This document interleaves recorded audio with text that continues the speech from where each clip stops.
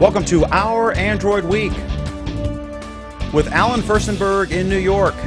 In Lynchburg, Virginia, Mr. Bruce Turner. Duke Carrico joining us from Kingsport, Tennessee.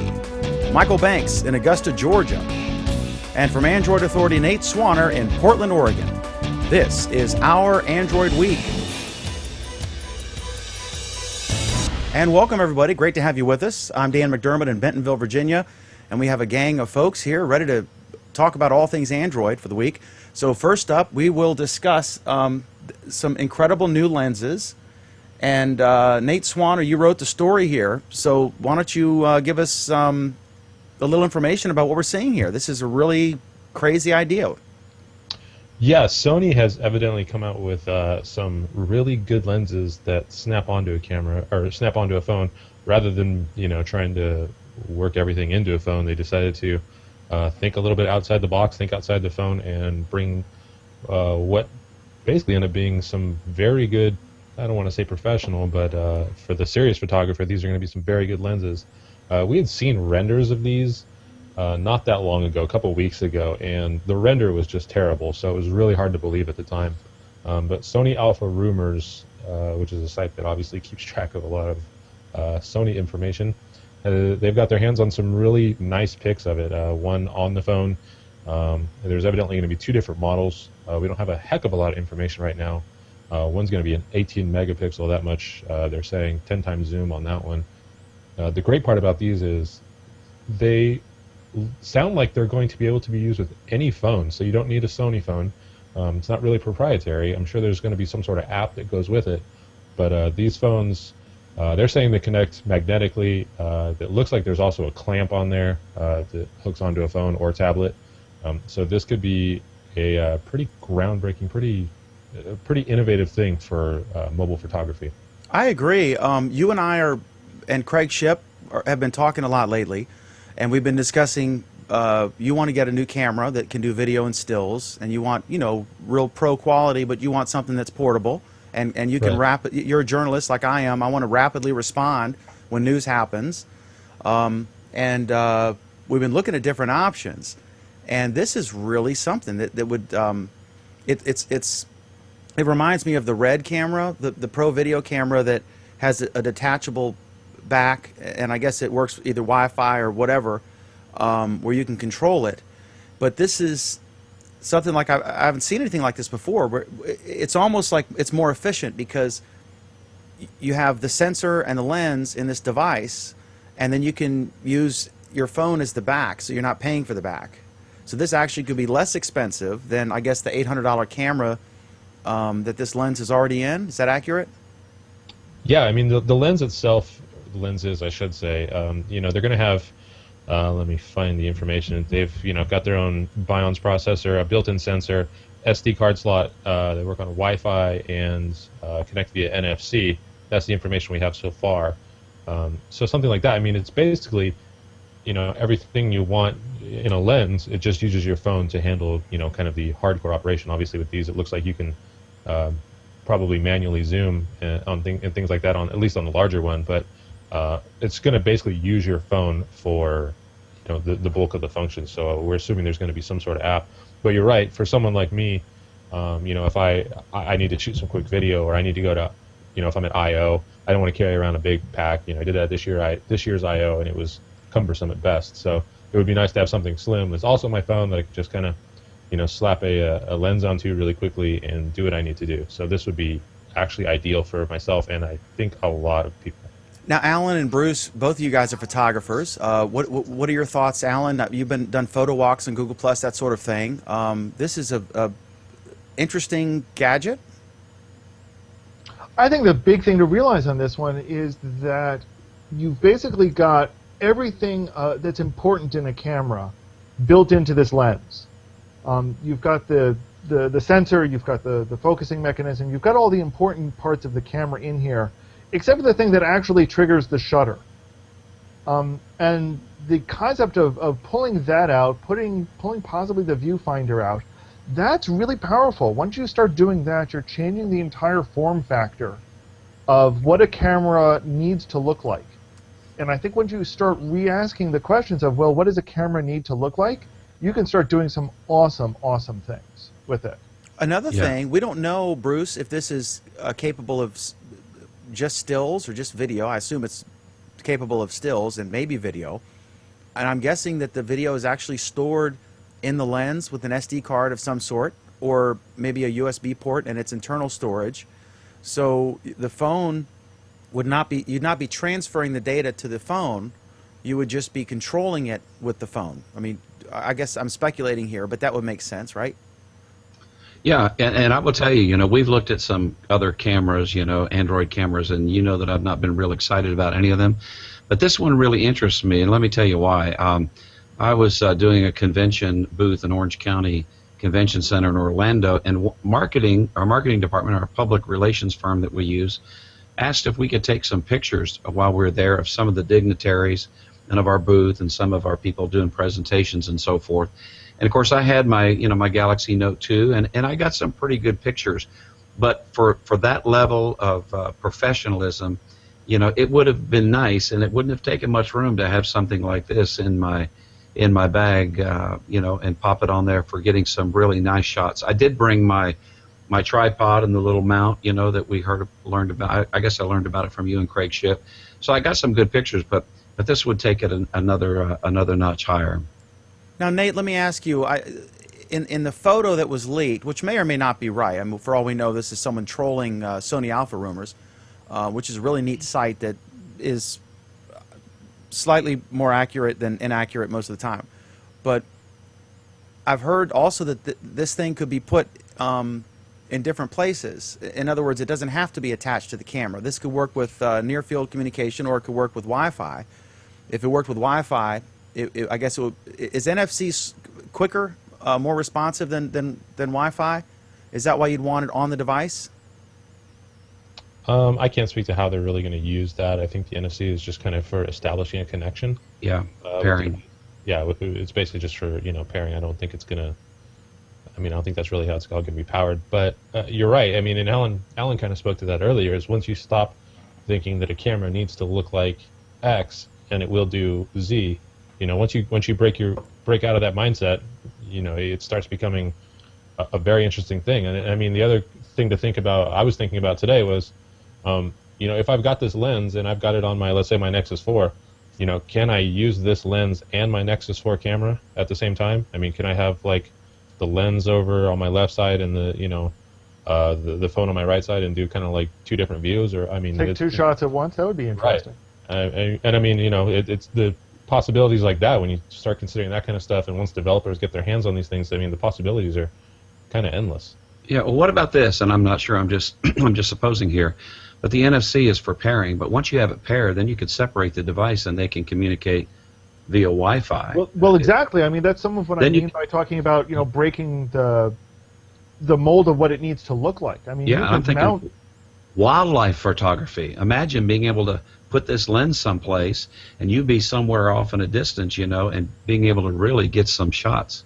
And then can you have multiple lenses? I mean, could I buy 5 of these lenses and get some sort of like Matrix-esque there you go thing going on with who knows at this point. Mm-hmm. I mean, it's kind of up in the air, but the entire concept of it is wildly fascinating. This is that's the thing. This is innovative and new. In the same way that when they unveiled Chromecast, which there have been rumors about for quite some time, it was originally called the Chrome Key, and then they changed the name to Chromecast, and then you have this. They're both like kind of revolutionary devices, and just really make you think about, like Bruce said, wildlife photography or criminal investigations, any number of things. I'm sure the NSA has already got back ordered, who knows how many of these things. But yeah, this is great. So is this something you would consider, Nate? I know you're leaning toward an NEX7, mainly because it has an external mic input. Is this something you'd consider to stick in your kit bag? I don't think it could be that's another question about audio. I wonder how you could bring audio into it. Well, these are questions obviously Sony's going to need to answer, and they've got a press conference scheduled September 4th, which is at IFA, This is when we kind of expect these to come out, and hopefully they'll address those at that time. But you know, you and I have talked a lot about cameras. I'm looking for a camera that can shoot decent video and obviously take great pictures. I really like a Samsung camera that's out there, but it doesn't have an audio jack, and that's a huge limitation for me. So if something like this were viable in that I could shoot good video with it, I mean, the phone's got an audio jack, so you know, it stands to reason that I could use this kind of solo. Right. Yeah, it's interesting to see because earlier I was discussing whether it stored the video locally or if it stored the video on the lens. I don't even know what you call it. It's a camera. What do you call it? A lens with a sensor? A lenser? What the? We got to come up with a whole new set of names. Oh God! As long as you don't call it a phablet or something equally stupid. Right now, It's a camera. we'll call it awesome. It's awesome. So we're all in favor of this, and it'd be a nice gesture if Bruce bought us all one of these for Christmas, I think. I think that's fair. So I'll put a little bug in Bruce's ear. Okay, so let's go to another exciting place, North Korea, the Democratic People's Republic of Korea. That's the official name. Apparently they have unveiled a new phone, and there's some speculation about whether or not it's actually made in North Korea, but they claim it is. And this was written. Did you write this up? Not the one that you have linked right now, but yeah, I did write a story about this. Okay, well, we'll have to help your competition, I guess, by accident, because I put the wrong link in there. We try to reward our panelists. We reward everyone. Why don't you tell us what this is about? Okay, so I think it was 2, maybe 3 weeks ago, a tourist in North Korea picked up a tablet, and the tablet, you know, hardware-wise, was fairly decent. Had some, it stood up well to, you know, what we see over here. The problem was it was very limited. It didn't had a web browser, but it only linked to the North Korean intranet, not the internet. And it came with some preloaded kind of communist literature. Now we're learning that North Korea is claiming that they have a phone that is made in North Korea. The issue here is obviously the media there is state-run, so it's kind of all propaganda. But what they showed was Kim Jong-un at the factory, and it was really just him and a couple of workers at a table with a bunch of finished devices. So it's, you know, it's suspect as to whether or not it's being built there or if it's being imported from China, and they're just calling it a, you know, made in Korea. There's not really even a lot of information about the phone. It's, you know, supposedly has a touch screen and many, quote, pixels. So who really knows what's going on right now? But that's kind of the hubbub, is who made it, where's it from, and, you know, what's going on with it. What do you guys think about this? Are you gonna Alan, are you gonna buy the North Korea phone? Is Absolutely. this the new big thing? Positively. Maybe they could like feed people instead of make phones. Just a thought. I'm wondering, was it really necessary to have 3 Army generals in the room here looking at the phone? You know, I mean, are we going to have an Android parade? You know, how they do the missiles, you know, and the soldiers marking down. We're going to have a little smartphone parade one day. I think it's funny that there's an Android phone, you know, an open source phone in a communist country like North Korea. That in and of itself is amusing to me. Yeah, they got the whole. I don't know. It's just a basket case. It's the worst possible place you could ever live. But they have a new phone, so good for them. I don't think Samsung should be concerned. Okay, so speaking of Samsung, I have my beautiful Samsung Galaxy Note 2 with its cracked screen, unfortunately, because I haven't had time to get it fixed. But the Note 3 is coming out, and apparently this is going to have Android 4.3 right out of the box. Why is that, and what is this telling us about the direction that they're going in, and what does this tell us about maybe the companies are more responsive to what consumers want? as opposed to the bloatware that the carriers want to put on it. Or am I misreading this? I think that 4.3 was such a minimal upgrade from 4.2 too that I mean, there's really no reason, considering that we have 4.3 now, and the Note 3 is not coming out until September-ish. I mean, it's not going to be available to even view until September-ish. There's really no reason that they couldn't have 4.3 on there. I don't know. I mean, I look at this and I think it makes a great deal of sense for them to have 4.3 on it, especially since it'll probably be, the phone itself will probably be launched the week after Android 5 is. So from that point of view, it makes the utmost sense for them to continue to be behind the times. That could be too, yeah. I hope we get to a point, because I know, Nate, you're a big proponent of T-Mobile and buying your phone outright and getting these affordable plans as opposed to getting hosed. I'm on the turn around and grab your ankles plan from Sprint, and because T-Mobile's not available here. They don't even have a partner. And I can barely get Sprint because I'm in a rural area. That's the price you pay to live near a state park. It's beautiful. There's raccoons, black bears, and I have to be a contortionist hanging out my kitchen window to make a phone call.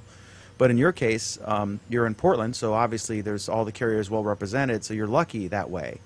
But I hope that we get more to this in the same way that, you know, people are getting fed up with cable TV bundling. We're getting fed up with the bloatware on our phones, and we want more freedom. We want to consume things on the device we want in the way we want, and there's, you know, so we'll see how this progresses as we go. Okay, so next up, I have my beautiful Chromecast. Let me show the box because Bruce doesn't have this yet. So I've got my beautiful Chromecast here, and Craig Shipp does not have this either.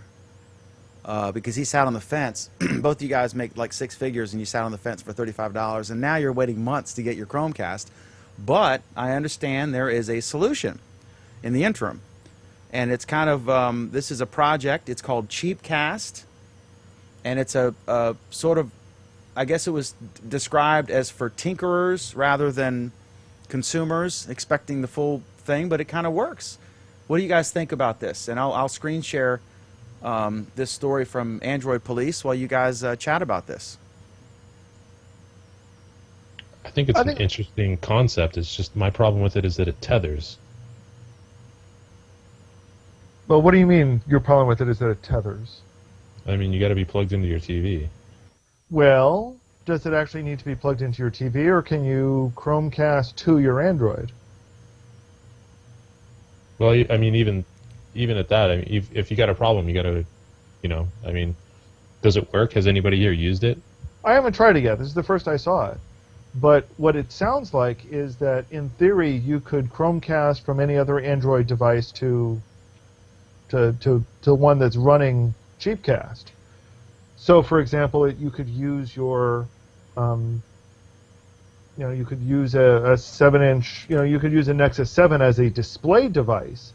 Here's an example. Else. I've got, you guys can't see it, but on the screen I've got, this guy has his Wi-Fi router next to his television, and then he's got a Nexus 7 or some sort of Android tablet, and then it is coming out the USB or HDMI port, mini HDMI port into the television. So he's limited to the resolution of the Android device, but he's actually Chromecasting it to the Android device and then projecting it onto the television. Frankly, if you have the ability to do that, I'm not sure the advantage of this over simply playing it with the YouTube or Netflix app and tethering your device to the television. I'm not sure what the difference is. Well, the difference is cut out the part where you're tethering it to the television.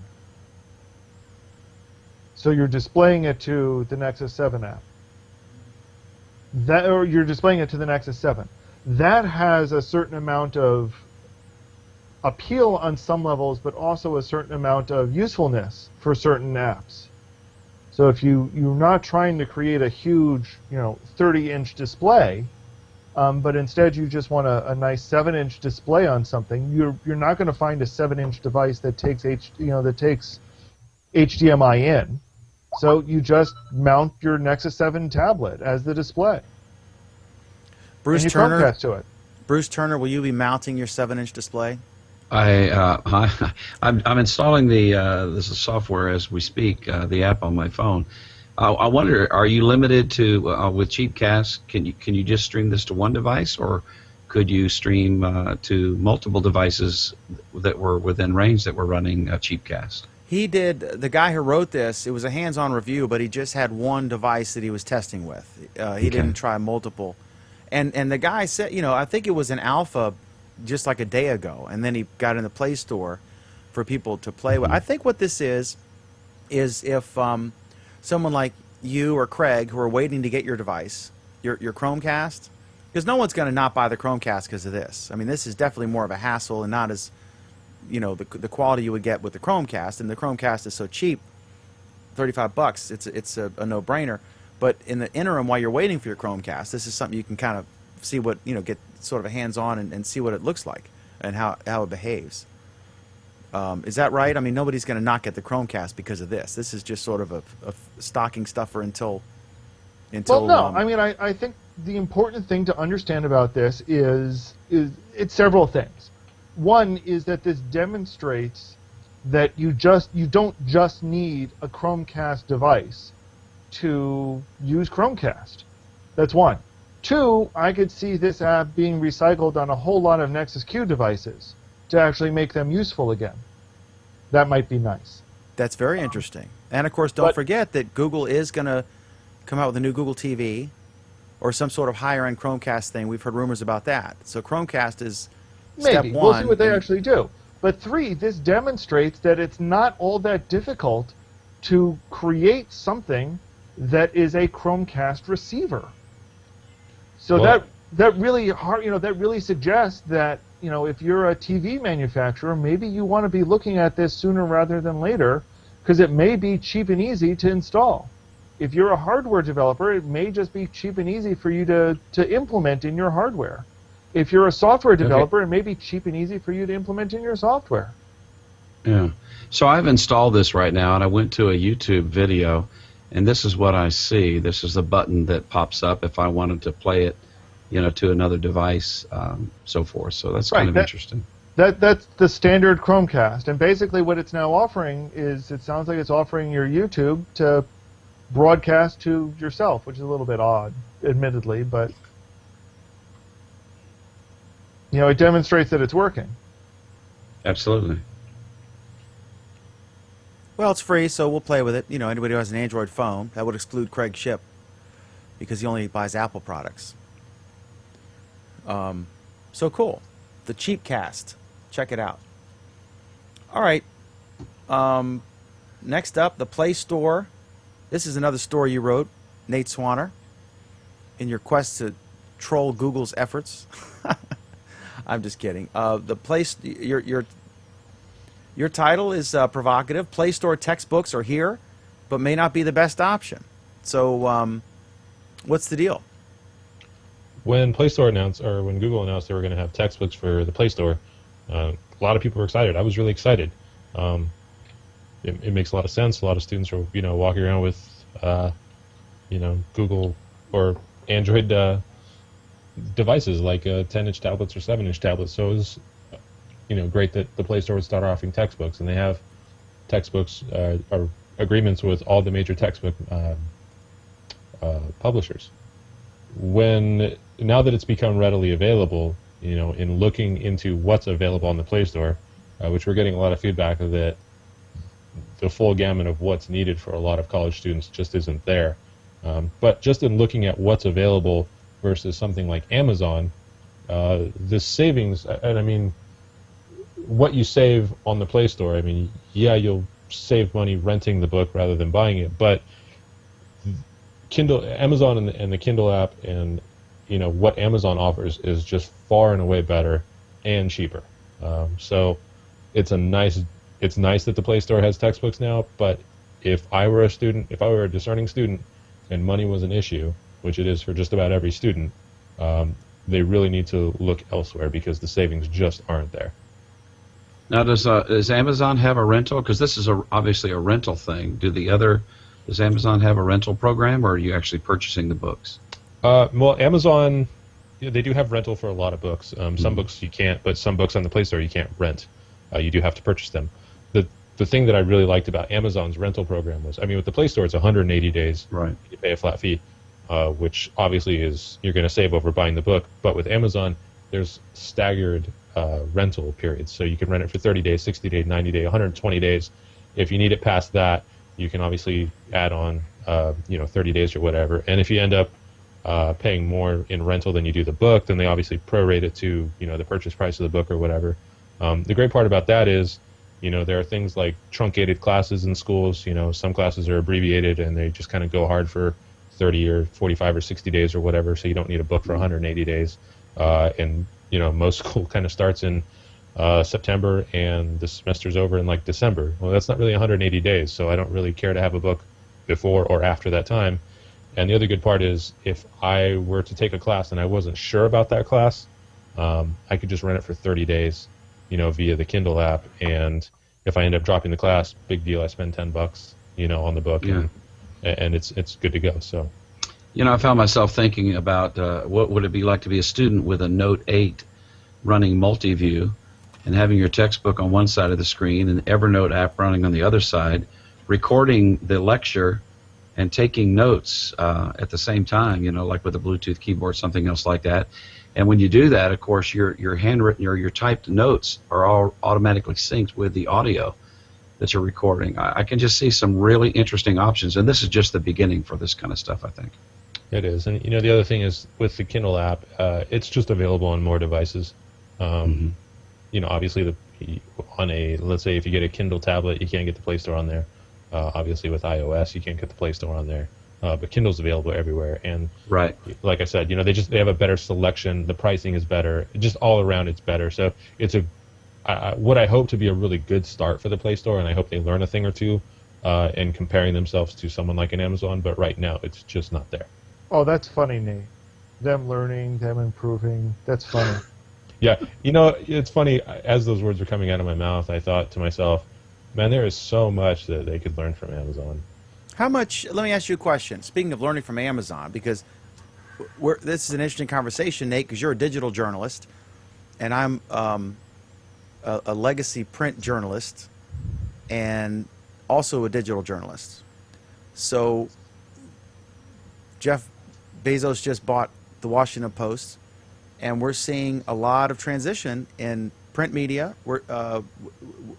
including textbooks, because not only were they printed at a significant cost, but they have a limited print run because there's a limited audience, right?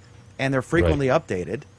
So there's Right. and they're expensive to produce because it's a textbook. So you assume they want to get it right, and they have to hire, expensive people to make sure stuff's right. So every possible thing that could make a book expensive is there. Is this a case where that's at play, or is it more that the legacy print companies don't want to give up that revenue, or is it a case where Amazon's just doing a better job than Google, or is it a case where Amazon has the power of incumbency over Google?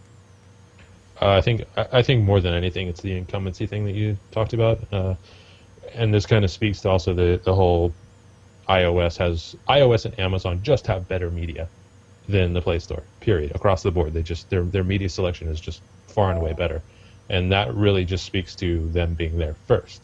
Obviously, you had Amazon and iOS were first to the table, so they're going to have agreements in place, and obviously, as the relationship grows, they can get more media, get more books, things like that. Amazon is a very strange company. They're not afraid to lose money. They're not afraid to take a loss. Bezos is fantastic at being able to break even or take a loss and turn up the heat when he needs to. Without having to have an actual textbook, you're right. I mean, there's a lot of things that they can do in terms of everybody can get a book now. There's no reason somebody can't download a book. I was thinking when I first read this story this morning, my first thought was how great for students that are in like political science classes in which those books change annually. The great part about that is you can rent a book. It doesn't cost you a lot because when I was in school and I bought a political science book, I couldn't sell it back. So I was stuck with that out-of-pocket cost, because why would they buy back a book that's going to change, that will change the next year? So this has a lot of benefit for everybody. Everybody's going to make money, and the students are just going to be able to get what they need when they need it. Bruce, you're a college town guy. Any thoughts? No, I mean, I think it's going to open up a lot of ideas. I was a little curious. This is kind of within the genre what we're talking about, but I agree with what Nate was saying about Jeff Bezos and everything. And you being a print man, he now buys the Washington Post, and he always seems to be thinking a step ahead. And I think there's some boiler room action going on with a number of these places, and I think the obvious leader in this area is Amazon, even more so than Apple. Yeah, if you had to pick somebody, who's the one person in the world who may have a shot at figuring this out, I can't think of anyone better than him. Right. Just like with cars with Elon Musk, there are some geniuses alive today that are Michelangelo-like, in my opinion, and these are two guys in that category. So we'll see what happens.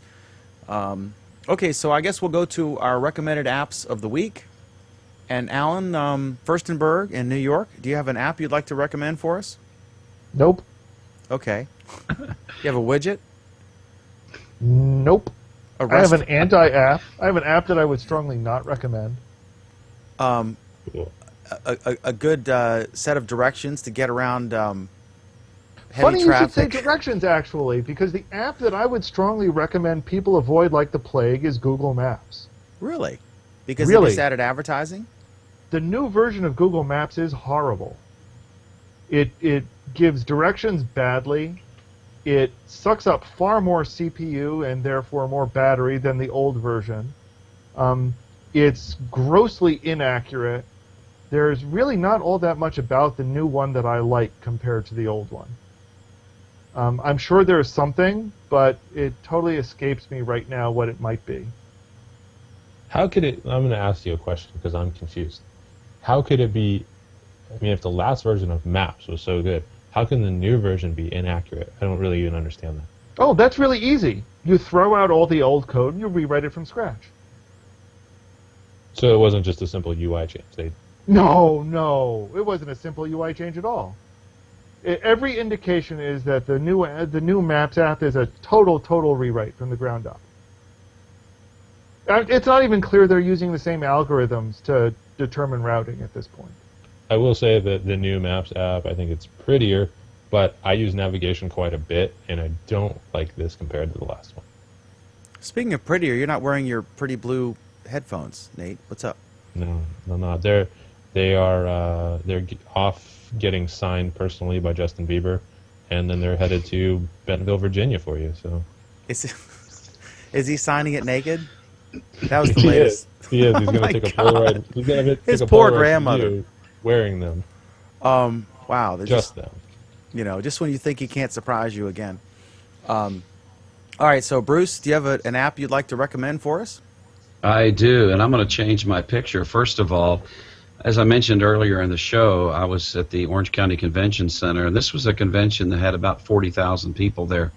So the exhibit hall was huge, and we tried to do something different this time in collecting leads. We were giving away devices, and to register for it, everybody's name badge had a QR code on the back. And so we used an app, and I'll go ahead and share my screen and show you the app. The app is called iLeads, and what it does is it scans the QR code, and it captures all the information. Now, on the Android app, of course, we were running this. We were giving away 2 iPad Minis. So we were actually collecting leads on the iPad Minis that we were ultimately going to give away in a drawing that took place today, and I have not heard who won those yet. But it works really good with the Android device, so I downloaded the iLeads app, got the event number that our marketing department had set up with these guys, and all I had to do was just hold my my Galaxy Note 2 over there and just hold it over the QR code, and it captured all their information. And it was really nice too, because the QR code was on the back of the name tag, and I didn't take a chance to look at their name, but as soon as I scanned it, I'd say, well, thank you, Dino, appreciate you registering for the device that we're going to give away. So we collected hundreds of leads that we can follow up on. So this is obviously not an app for the everyday person to use, but if you do work conventions and exhibit booths and things like that, and their badges have QR codes, I recommend iLeads as a way to collect information and generate leads. So iLeads is my app of the week. Awesome. iLeads. iLeads. Like lids, but different. Right. Okay, so after the world's worst pun, I'm going to go to my app of the week, which is called Task List, because I always have I'm dropping the ball because we're doing a bunch of stuff with the newspaper, and we're expanding the website stuff and staff. We hired 2 new salespeople recently, so some stuff I'm forgetting. And so I was looking for something, and if anyone on the panel wants to give me some better advice, or anyone watching wants to comment and give me some advice, I would welcome it. But I'm looking for some sort of task thing, not a calendar thing, but something that basically sticks there in your face until you do it. And so I found this one that was recommended in one of the stories I shared to our Flipboard magazine. And you can, it's a task list, the honey-do list that you create yourself or whatever. But it'd be neat if there were multiple ways to add something to a central task list. So I'm going to be playing with this one and seeing how it does. Now, whether this actually gets me to do anything remains to be seen. But I am looking for some method to remind myself to do things and make it in my face until I get them done. So if anyone has any suggestions, I'm all ears, as Ross Perot would say. I think everybody's looking for a good task app. The one I've been using most recently is called Gtask, and it's pretty good. It's I can set alarms and alerts, and I can snooze them and move them out if I need to, or look at everything that's on there. I used it a lot this last week because I had a really busy week. It was our 20th anniversary for our company, the big convention in Orlando, just tons of stuff going on, and I felt like I was going to get lost without a task list. And Gtask served me well. But this is an interesting looking user interface, and I'm going to install it and take a look. Any of you other guys use any task app for Android that you like? Not really. I I tend to use Google Drive to take notes on what tasks I need to do, and then that works fairly well for me. So you just create like a spreadsheet or a doc or something. Exactly. Does it actually motivate you to do them? No more, no less than not having it.